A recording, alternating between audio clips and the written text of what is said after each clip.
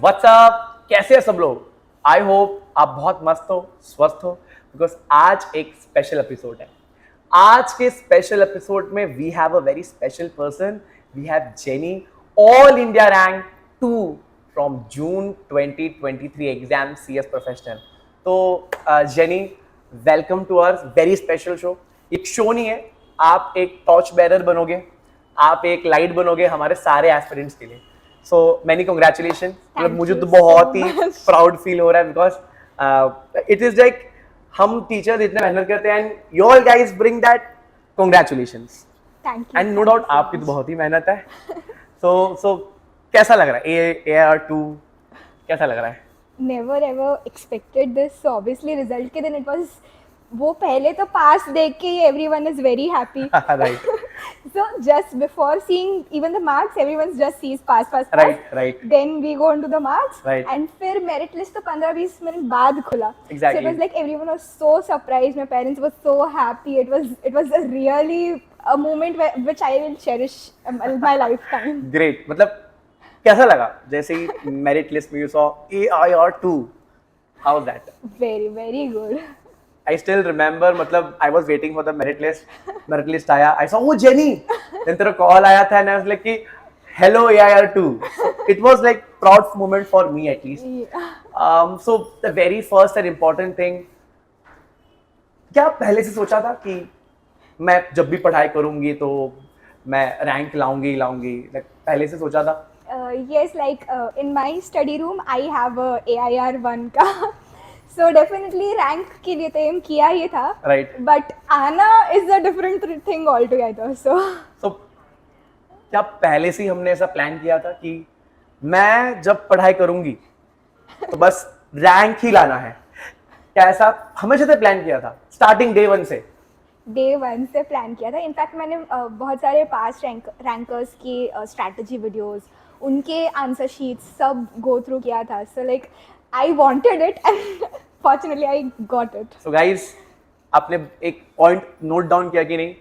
Jenny ने past year के सारे रैंकर्स के पेपर्स देखे थे and even you should do this, because ultimately अगर आपको बेसिक पता नहीं कि किस तरीके से पेपर लिखना है और क्या पेपर्स टॉपर्स ने लिखा है, so it will always give a guideline.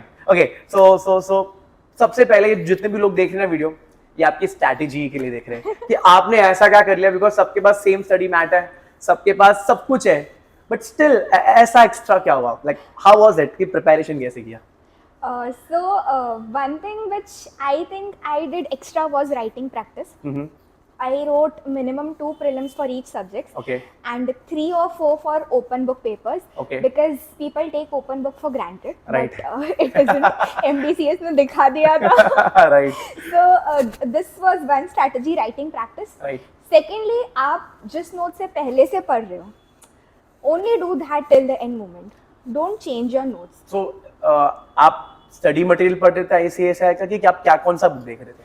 So for most of the subjects I had referred module. Okay. जो subjects के लिए module थोड़ी heavy लग रही थी या फिर नहीं समझ में आ रही थी, Right. so I had made my own handwritten notes. Okay. और कुछ subjects के लिए faculty के notes refer किए थे. Okay, okay. So that was for my notes. अब ये फॉर एग्जांपल हम CS के बच्चों को ना डर लगता है नंबर से। For example in CS professional we have tax. Yes. How did you prepare for tax?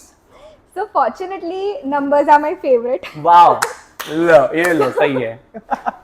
So tax and any practical subject for that matter was never a problem for me. Okay. In fact, जब भी मुझे ऐसा drained out feel होता था तब I used to do tax की थोड़ा Right. brain fresher होगा. राइट। So but जिसको tax नहीं पसंद I would recommend कि उसको weakness की तरह छोड़ो मत, रोज एटलीस्ट 1-2 घंटा करो, क्योंकि फिर बराबर। मन तो कभी नहीं होगा. सही बात है। So you have to actually work on it. Yes.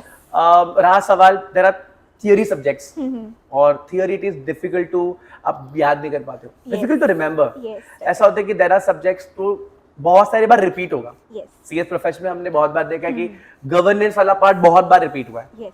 जैसे कि ग्रुप 1 में भी है, 2 में भी है। तो जब ऐसे कॉमन सब्जेक्ट्स या कॉमन चीज होती है, वो उसकी प्रिपरेशन आपने कैसे करी? So common subjects के लिए ऐसा हो सकता है कि एक ही टॉपिक के लिए हर सब्जेक्ट में 1-2 पॉइंट्स ऊपर नीचे हो, Right. But one and all like same ही होता है मोस्टली. तो do it only once. And as you said about theory subjects, तो थियरी सब्जेक्ट्स में रटना तो पड़ेगा, okay that is the harsh reality. पर Okay. पूरा पूरा मत रटो, Okay. Make it a point कि तुमको एटलीस्ट कीवर्ड्स याद हो, और वही कीवर्ड्स को एग्जाम में अंडरलाइन भी करो, सो एटलीस्ट वो चेक करके आई साइट में आए कि तुमने वो लिखा है। Okay so this is the way I dealt with theory subject. Okay so for example GRMC जो न्यू सिलेबस में भी आपको मिलेगा, ओल्ड में भी है, करेक्ट। सो उसकी तैयारी कैसे करी? Because is lengthy, it is theory, like कैसे कैच किया? सो जीआरएमसी मुझे कभी नहीं पसंद था। सो जीआरएमसी वाज लाइक कि बस खत्म हो Okay. जीआरएमसी में मैंने कीवर्ड्स बनाए थे, Okay. शॉर्टकट्स बनाए थे, Mhm. एंड जैसे हमको अलग अलग कंट्रीज के प्रिंसिपल्स राइट राइट सो उसके लिए I had made few shortcuts, Mhm. And उस जीआरएमसी में तो head words if you remember ना, अंदर का यू कैन ठोकोफाई। ओको ठोको okay So this was how I dealt with GRMC. what I have seen generally, actually for the old syllabus student, RCD बहुत टफ जा रहा है, मतलब मैं पढ़ सब रहा हूँ, सब कुछ आ रहा है, बट मार्क्स नहीं मिल रहे। Yes. So what you did for RCD? So RCD ना इतना छोटा सब्जेक्ट है, but it is छोटा पैकेट बड़ा धमाका। So RCD में एंड ऊपर से केस लॉज भी इतने ज़्यादा हैं। Right right So definitely you cannot remember every case law. okay So I had made a list of case laws and a list of sections, okay which only ranges between 10 to 15 case laws. बस उससे ज़्यादा मैंने याद नहीं किए थे। okay वो list में केस लॉज के नाम and the summary of the case, okay and exam के 3-4 बार, एग्जाम के पहले 3-4 बार I had referred that. The thing was कि एग्जाम में उसमें से एक भी केस लॉ काम का नहीं आया। wow So इतनी मेहनत करने के बाद भी I could not quote a single case law in the exam, okay but I made sure कि जितने केस लॉज वो लिस्ट में है नहीं, Mhm. उसकी भी summary I had jot down. okay okay तो केस लॉ का नाम भले I couldn't quote, but case law में क्या हुआ था okay that should be so remembered, the story the story. okay तो बेसिकली आरसीडी में काफ़ी ऐसे भी कॉन्सेप्ट है जो बहुत ड्राई है, but the point to be noted is कि एग्जाम में वो आते नहीं है। एग्जाम में कैसे केस स्टडी बेस्ड क्वेश्चन आते हैं, सो केस स्टडी के लिए you should remember the story of the case. okay the whole story. Yes. What about CR and IBC? मतलब it is like वो तो पूरा काइंड ऑफ वो ग्रुप 3 में भी है, हाँ ग्रुप 2 में भी है, करेक्ट। प्लस न्यू सिलेबस वाले अगर कोई बच्चा देख रहा है तो अगेन IBC दोनों बार आने वाला है, हाँ तो ओवरलैपिंग है। Correct. तो फिर कैसे फर्स्ट IBC ओपन बुक और IBC जो अपना CR के साथ है, हाँ। आपने प्रिपरेशन कैसे करी, दोनों का बताना। Okay, so IBC is my favourite. Wow so IBC के लिए जो पार्ट 2 वाला था, सीआर पार्ट 2 वाला, वो तो रेगुलरली जैसे चैप्टर वाइज वेटेज के हिसाब से, परफेक्ट एंड जो चैप्टर्स अलग से रह गए थे जो पार्ट 2 में नहीं थे and Okay. IBC open book में थे, ओके उसके लिए आई हैड मेड श्योर कि हर आंसर के लिए आई Perfect. Highlight 4 to 5 points. Okay तो मुझे एग्जाम में पता है कि अगर ये क्वेश्चन आया तो उसमें से मुझे लिखना क्या है। Okay so I have the highlighted part in my with me, perfect I have index with me. Okay index में मैंने अलग से क्या किया था कि जैसे पास पेपर्स में कुछ क्वेश्चंस आए थे Okay. जो बुक में से नहीं थे, ओके तो I had included those in my index, okay समझा। So that is very useful ये ओपन बुक के लिए, ओपन बुक के लिए। और जो सीआर के साथ है उसके लिए पॉइंट्स बनाया, हाईलाइट किया, Yes, बार बार yes. रिवाइज किया। यस, एंड सीआर में I have notice, I don't know if it's correct, CR part 2 में क्वेश्चंस काफी ज्यादा रिपीट हुए हैं। बराबर। तो जो क्वेश्चंस रिपीट हुए वो तो इतने अच्छी तरीके से करके जाओ कि Okay. In exam you can write the as it is. Okay great, समझ गया। What about part 1? So part 1 the first 2 chapters right, वही जान है पार्ट 1 की। बराबर, सो बाकी के chapters is like you should know the summary definitely, right, but part 1 and part 2 छोटे से छोटा कंसेप्ट भी यू शुड नो, क्योंकि Okay. उसमें से भी 4-4 मार्क के क्वेश्चंस बनते हैं, ओके, स्पेशली न्यूमेरिकल्स। लोग वो Okay. करते नहीं है, ट्रू, बट 15 to 20 मार्क्स के न्यूमेरिकल्स एग्जाम में सबकी फोड़ देते हैं। छोड़ देते हैं, वही लोग डिमोटिवेट हो जाते हैं। वही लोग demotivate. So numericals practice the past numericals, क्योंकि पैटर्न वही रहती है okay, numericals. Okay. There is nothing new coming up, may be 5 mark का न्यू आ भी जाए, but hmm, others are like repetitive, just numbers change हुए हैं ओके। या फिर तो आप ये रिकमेंड करते हो कि जो भी पास्ट पुराने यस, एक बार देख ही लेना चाहिए। At least past 5 years। Past 5 years, guys. So past 5 years. So what about group 3? Because group 3 में ना 2 ओपन बुक है। यस, एक तो ओपन बुक आपने बता दिया, हाँ, दूसरा ओपन बुक बहुत लाइटली लेते लोग हाँ MDCS। बताओ उसकी दास्तान, क्योंकि लोग ना परेशान है MDCS से। करेक्ट। तो कैसे MDCS में कैसे करना है, क्या करना है, पूरी बता दो, A to Z बता दो लोगों को। ओके सो इसको मैं 2 पार्ट्स में डिवाइड करूंगी, एक तो एग्जाम से पहले वाला प्रिपरेशन Okay. और एक एग्जाम से एक दिन पहले वाला preparation. Okay okay so exam से पहले एटलीस्ट मॉड्यूल 2 टाइम्स पढ़ के जाओ MDCS का। ओके। लोग ओपन बुक को लास्ट में छोड़ते हैं, ओपन बुक उनको छोड़ देता है।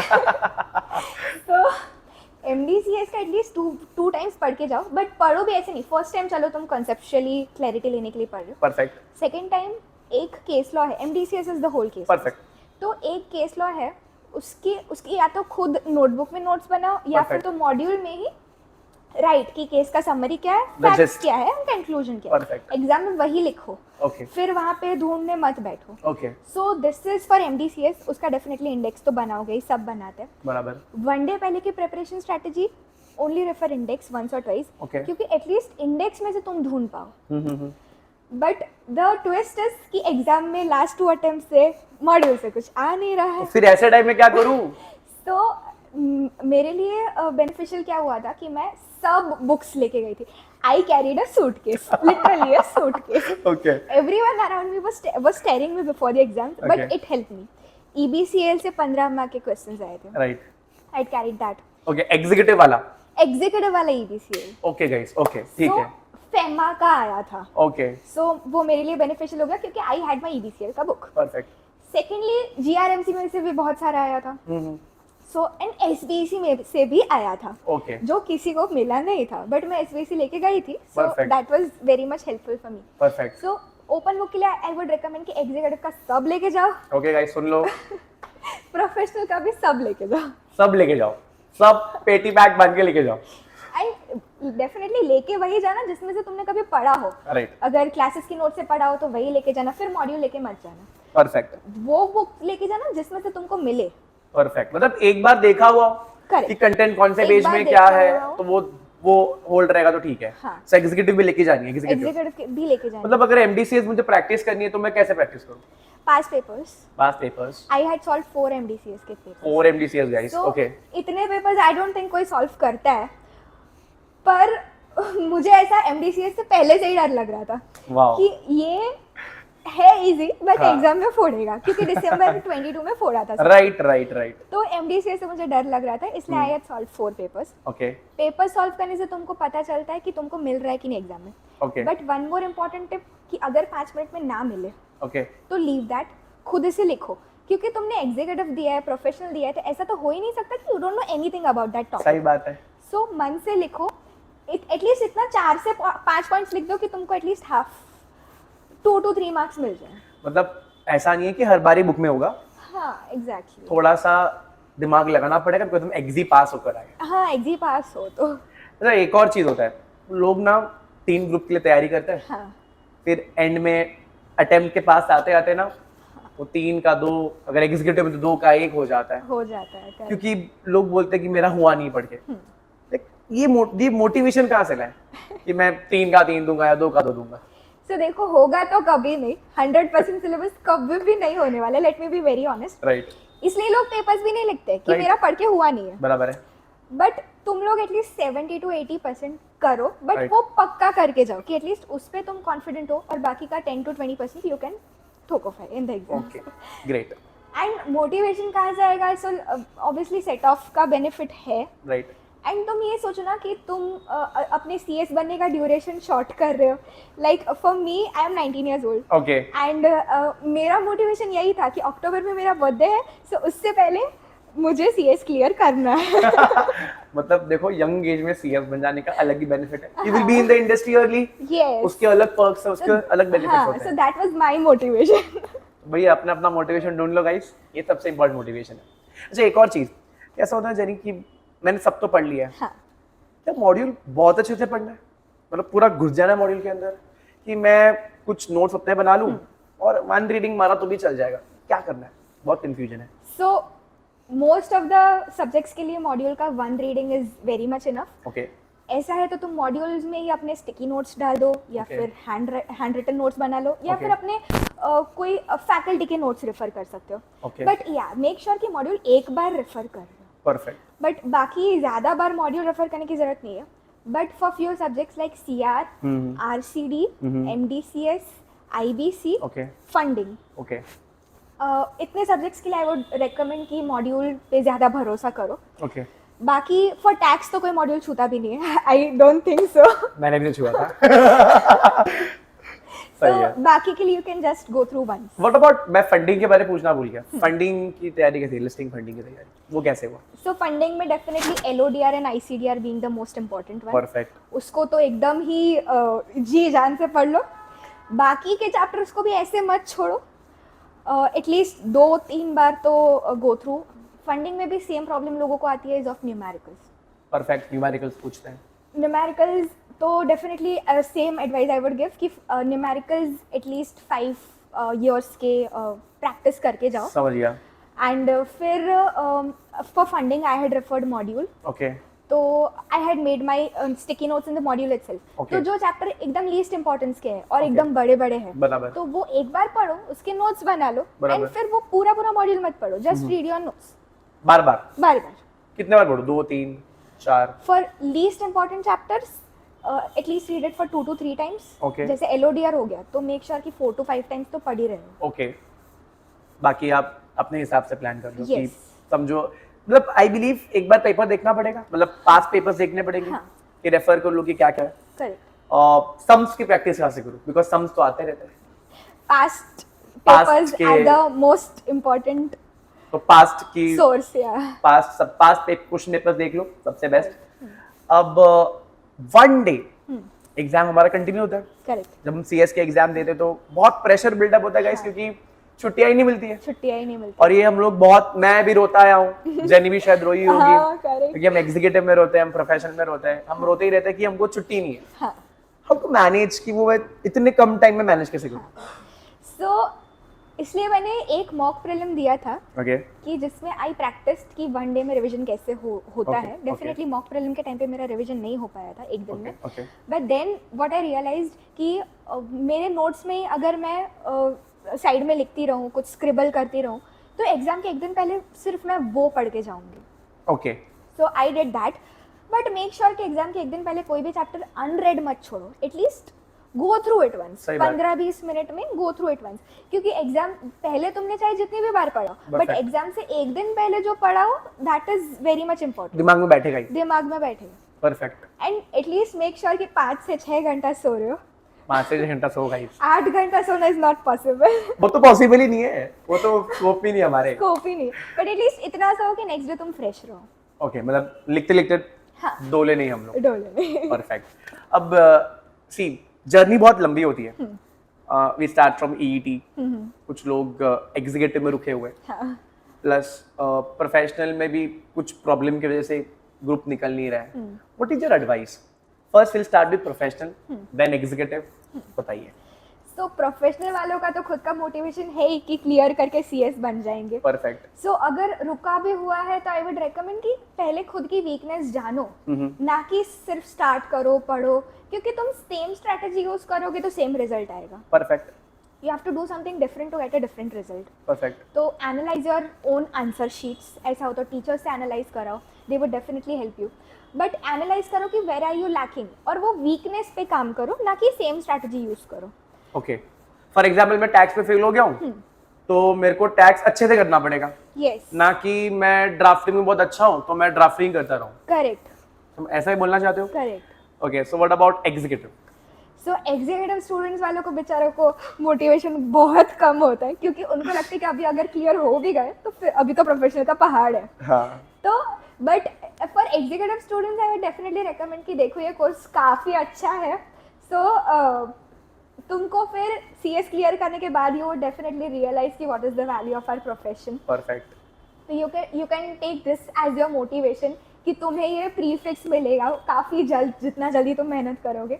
So just give your 200% and निकालो कैसे भी करके. मेरे को ना अभी भी याद है, मेरे टीचर हुआ करते थे, पराग शाह सर. आपको भी टैक्स, हमको DT सर नहीं पढ़ाया. Yes. सर ने मुझे एक बात बोली थी, सबको बोली थी क्लास में, कि सरनेम मेरे एंसेस्टर्स से, नाम मेरे पेरेंट्स ने दिया है, ये जो प्रीफिक्स है ना गाइस, ये खुद का है। हाँ। वो सर की बात ना मेरे दिल में चुभ गई थी। करेक्ट। ये 2016 एग्जीक्यूटिव की बात है, जब मैं एग्जीक्यूटिव में था। एंड वो मोटिवेशन अभी भी मेरे को काम लगता है, और मैं हमेशा ये बोलता भी हूँ क्लास में कि ये बहुत इंपॉर्टेंट है। So for example, from CSET आपने जेके सा क्लासेस ज्वाइन किया। Yes. Like how was the experience, कैसे क्या हेल्प मिली टीचर से, थोड़ा वो बताओ, टीचर भी देखते रहेंगे वीडियो। या सो लाइक ऑल्दो मैंने तीनों चीजें ऑनलाइन की थी, Okay. But teachers help me so much कि मुझे नेक्स्ट डे लेक्चर बैठने का मोटिवेशन मिलता था। Right. So like next day homework करने का भी मोटिवेशन मिलता था। तो teachers help me in that way, doubts भी सॉल्व करते थे although being online. And even after lectures, anytime I used to seek help from teachers, they were every time available for me. So teachers have a lot of contribution in my result, definitely. Great. अब CS तो हो गया, what next, क्या plan है? So I am planning to do something in finance, okay maybe MBA in finance or Okay. some foreign courses. Okay. Currently I'm in BCom third year, so from next year I'll. तो internship कब join करनी है? क्योंकि अभी बहुत सारे बच्चे ना, उनको डाउट होता है हाँ. एग्जीक्यूटिव बाद ज्वाइन कर लूं या प्रोफेशनल के बाद ज्वाइन करूं, क्या करूं? ओके, सो मेरा रिकमेंडेशन क्या रहेगा कि प्रोफेशनल एग्जाम के बाद ज्वाइन कर लो। डेफिनेटली रिजल्ट का वेट नहीं करना है तो मत करो। Right. Definitely after exams you can immediately join, right.